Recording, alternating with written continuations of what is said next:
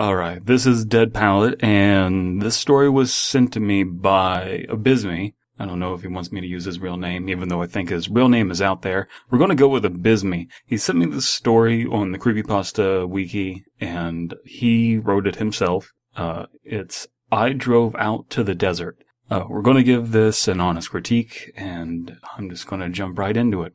I was driving out to the desert, the panorama of distant rock, endless sand, and the occasional cactus slowly blurring in my peripheral vision. Sparse cloud cover traversed the sky overhead, providing brief interludes of shade over deceptively large patches of arid wasteland. I found my exit, an unremarkable dirt path most motorists would overlook. It led seemingly to nowhere, out into the emptiness devoid of civilization. To those in the know, however, it was a familiar avenue. The indicators were clear to me as I passed them. First, the wooden signs with crude pictures of mountains carved on them.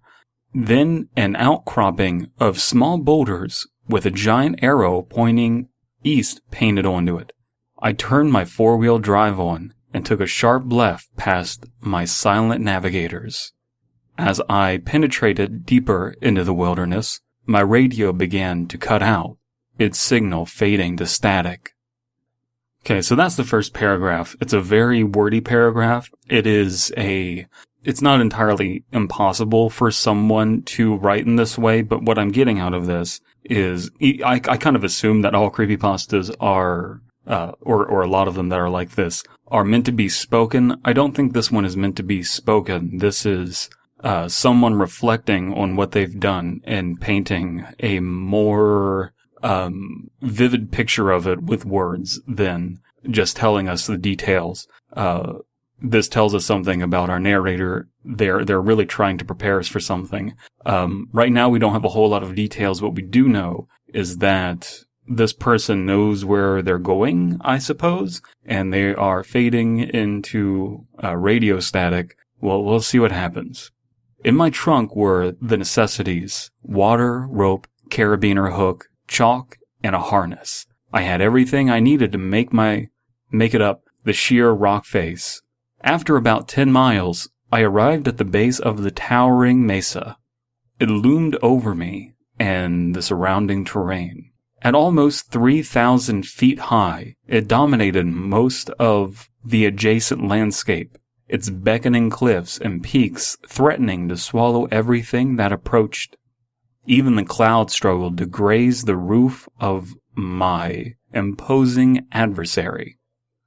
So again, this far, it's kind of sounding more like a traditional horror story than quote-unquote creepypasta. We're also not getting anything explicitly horror-related, which is to be expected in creepypasta. You don't always want to throw that out there immediately, but I don't think we have enough information yet, so let's continue on. Everything's nicely written, but we don't have enough information yet. All that remained was to locate the starting point of the climbing route. Hundreds, maybe thousands of climbers before had attempted to conquer Black Mountain. Some were victorious. Most gave it an admirable effort. It wasn't the most difficult climb in the world, but the heat made for a formidable obstacle. Lucky for me, clouds were gathering above, shredding precious shade as I inched closer to the base of the mesa. I spotted the stone circle and stopped my car, stepping out into the elements from my air-conditioned haven. A slight breeze carried the dry, stale air over me as I walked to the trunk and equipped my physical burdens. With a loud clank, I closed the hatch and ensured my car was locked properly. It was unlikely I would be robbed out here, but safety is key in the desert.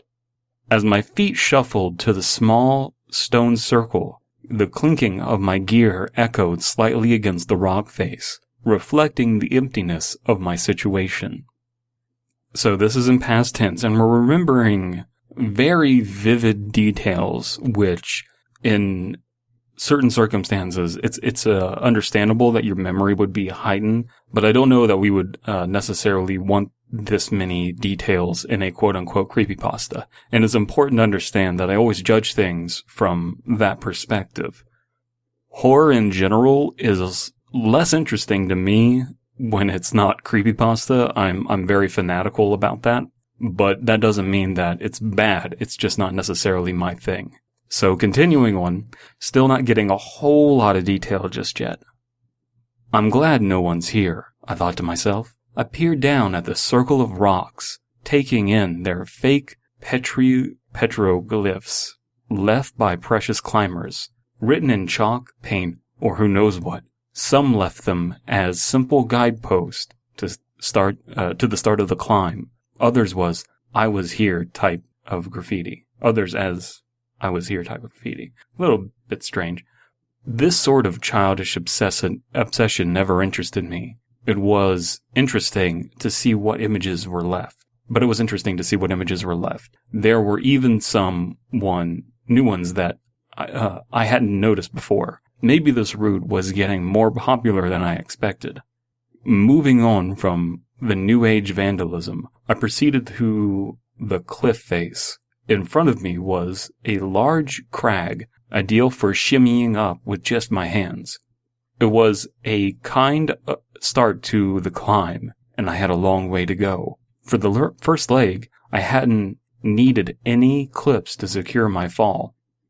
My hands finding the holds from muscle memory. Eventually, however, after a brief rest on a small cliff, the real climb began. Most beginners stopped here, calling it quits and discarding unnecessary gear. It was frowned upon by most of the community, but there wasn't much you could do to stop it. I felt a strange pang of anger and resentment against whoever littered this place.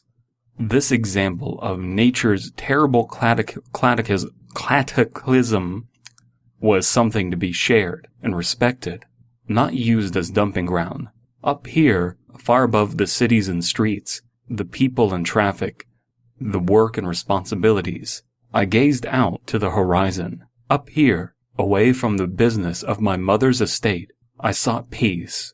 Up here, I wouldn't have to deal with the fallout of the breakup from Joel.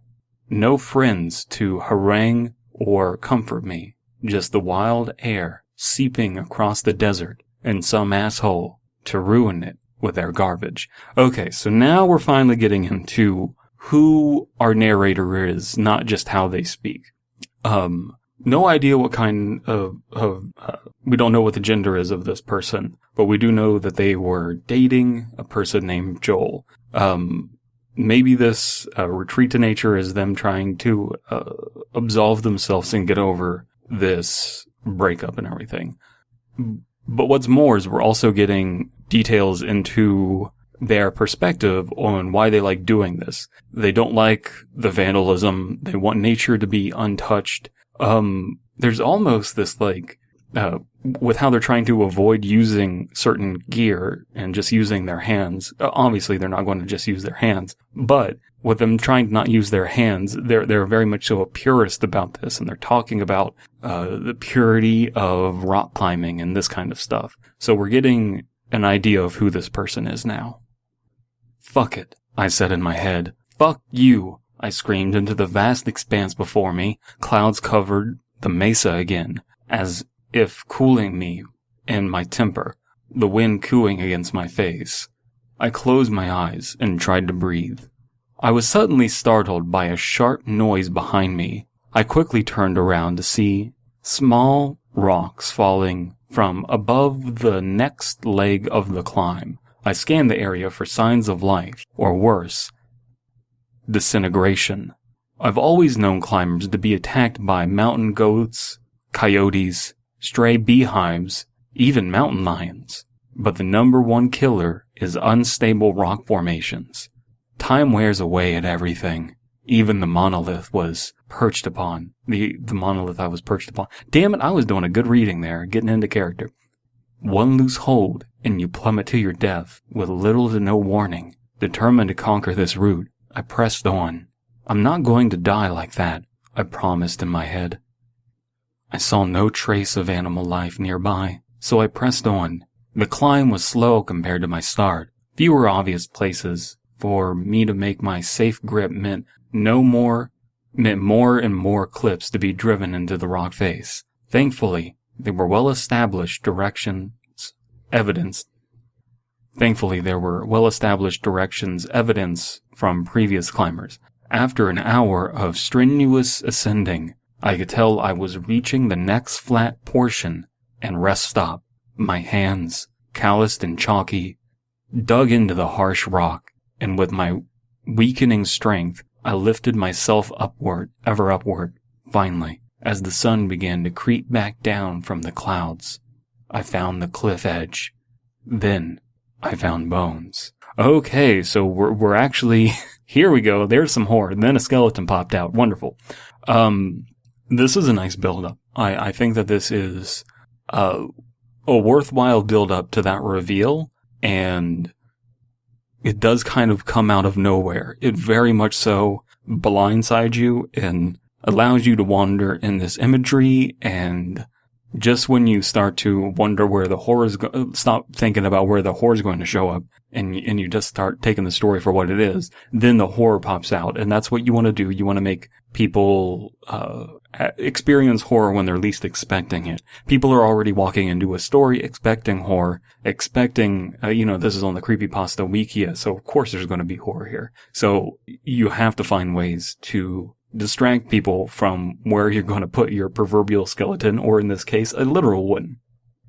Bleach from the sun, but in sickly arrangement, a grotesque mixture of human and animal skeletons were splayed out in front of me. Bile began to rise in my throat.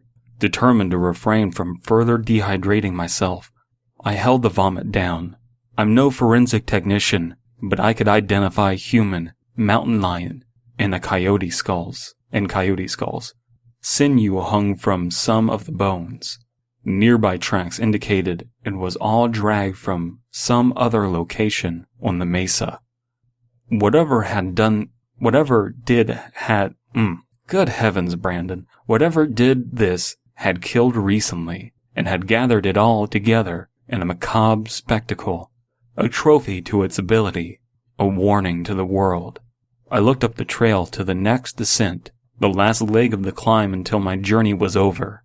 I looked to the left to an old goat trail that curves along the face of the mesa, where the dirt tracks had come from. For anyone finishing the climb, it was a simple descent back to the way you came to get down. It was impossible to climb 3,000 feet and make it back down in time to return home the same day. This may be the last time, but I can make sure others don't perish in the future, I decided. I downed more water, held a moment of silence for the slaughtered, and began traveling along the goat path. Mountain goats can walk incredible edges. We humans have to make do with shuffling carefully and placing fail-safe so we don't fall to our deaths. I did what any experienced tracker would do. I followed the signs of life. To my dismay, they were mostly omens of death. More bones discarded here and there, droppings, tufts of fur and horn, teeth from human and beast alike. I made my way horizontally across the mesa for a grueling amount of time, until suddenly my hand met with too little friction. My finger slipped abruptly from the hold, hanging uselessly on my side and bringing my body swinging.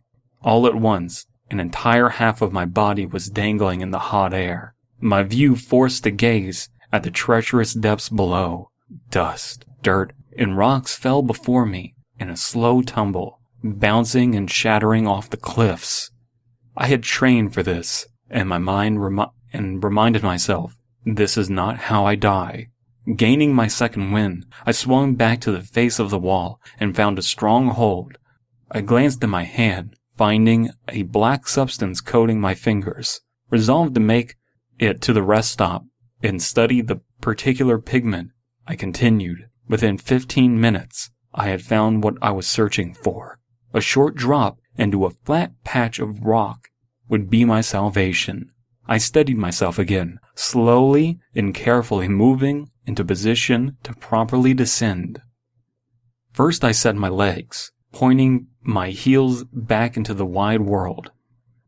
I set my right hand in a good crag. Finally, I curled my left hand into a hold. I counted down in my head and swung slightly out with each number. 3, 2, 1. My hand slips again. So qualitatively right now, there's a lot of tension in this story, but it's not the kind of tension that I'm used to looking at to critique. This story, I need to take this for what it is. This story is built on a more general sense of tension, and it's wonderful at doing that.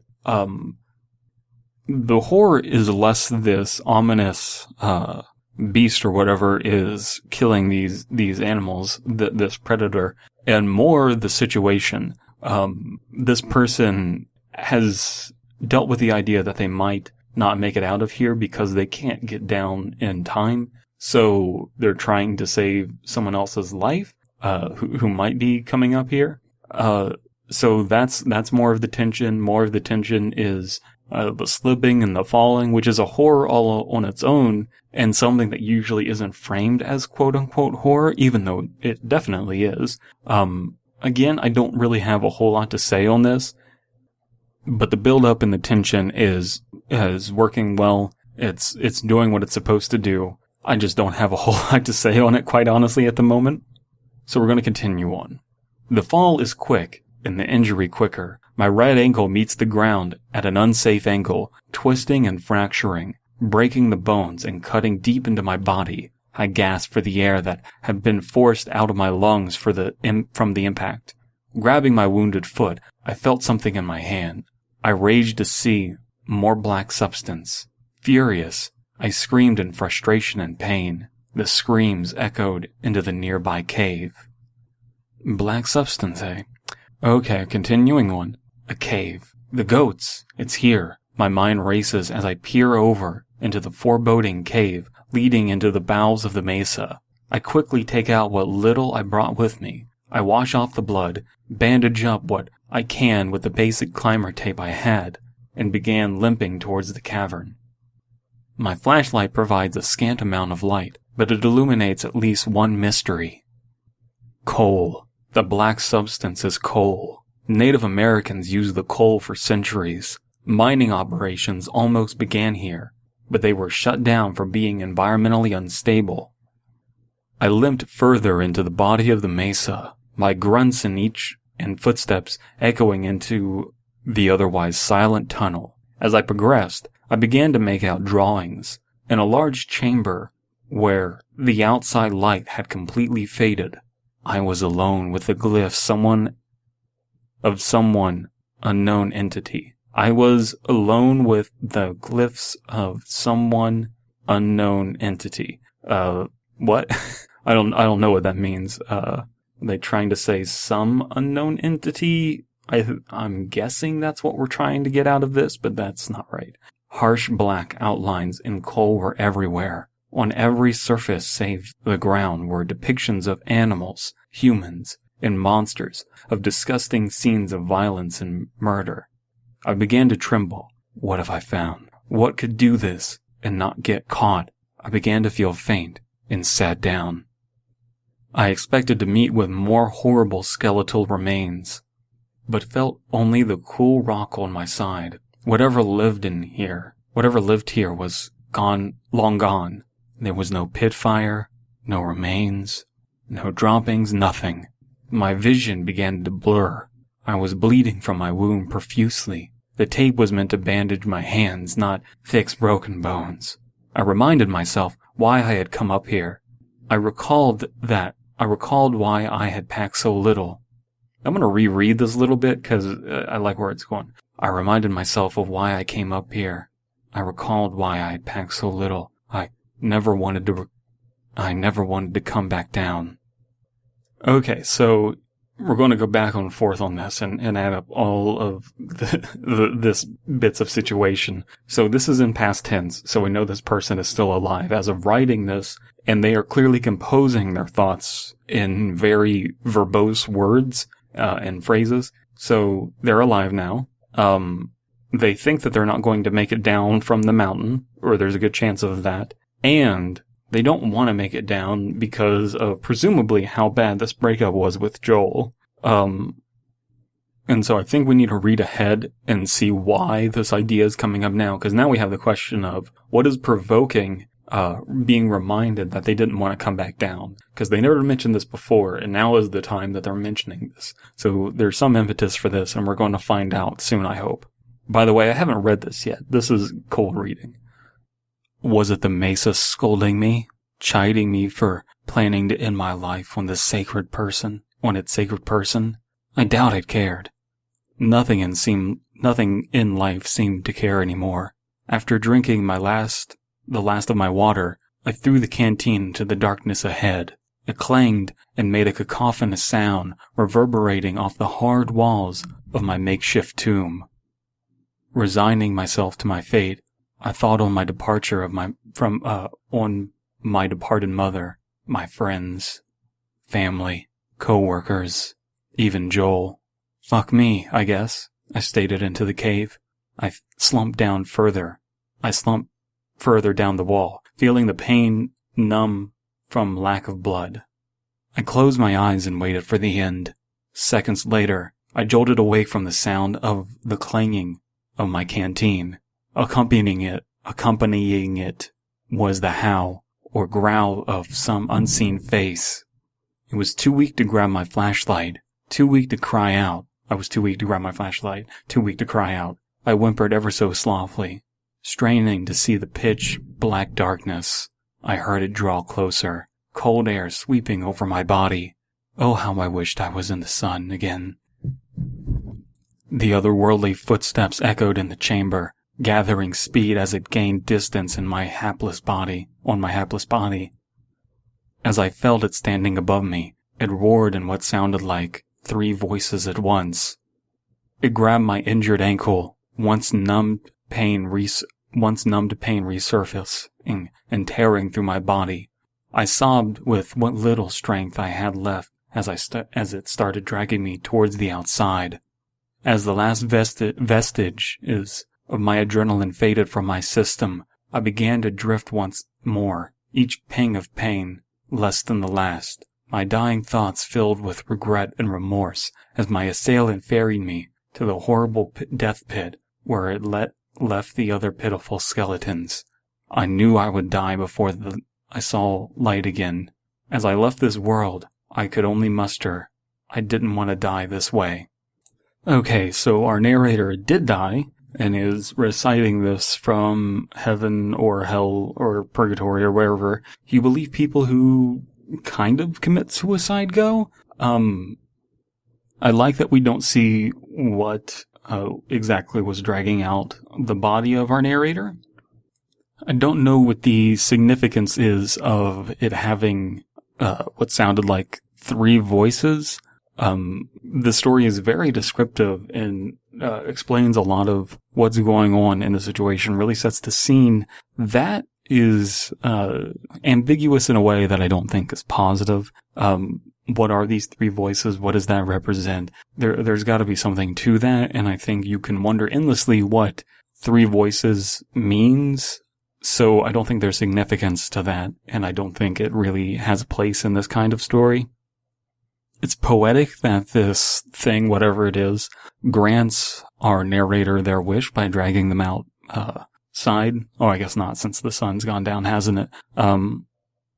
But there seems to be some sort of ritual that this monster has by dragging people out to this area. It's left ambiguous whether this person dies immediately or how they meet their end, but we can assume that they die there. I think this story is less, obviously it's not meeting my criteria of what creepypasta is, though it doesn't have to. I don't think it's exactly a typical horror story either. That's not what's really standing out to me. It takes a while to build up to it, but it kind of becomes a character study of this person who is meeting their fate, is deciding to, in their life, in what they consider to be a peaceful place, and it doesn't turn out for them that way. It was certainly an interesting read. I enjoyed it. Very minor spelling mistakes, grammar mistakes rather. A lot less grammar mistakes than I would ever make. That's why I don't release these stories. I don't like going through all of the editing. But I feel like I'm not fully grasping what the story is attempting to accomplish. It has this bit about coal and Native Americans and everything, and I don't know what... It seems almost as if there's some environmental message here. I don't quite know exactly what it is. Maybe I'm not getting it. I would really like to hear what people have to say on this. I don't feel like I'm qualified to exactly critique this story in depth. So in the comments below, I hope you're reading along with this, and I would like to hear your thoughts on this. What is the significance of the coal?